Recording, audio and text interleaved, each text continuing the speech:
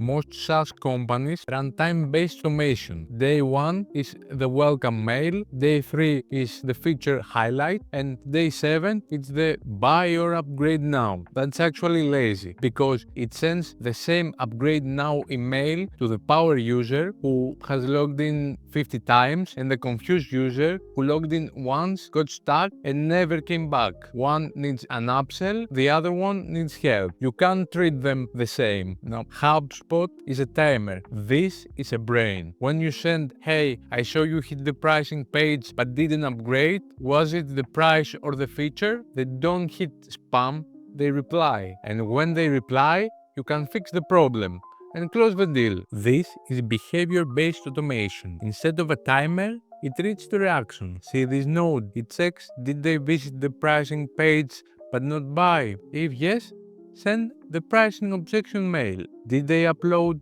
0 files? Send the activation support email. Did they log in 10 plus times but not invite their team? Send the collaboration upsell. I call it the Lazarus Engine. It doesn't guess, it reacts. I am testing this with 3 SaaS companies this quarter. If you have 500 plus dead trial users sitting in your CRM and want to see if this recovers revenue, click the link below to apply. I will send you the terms.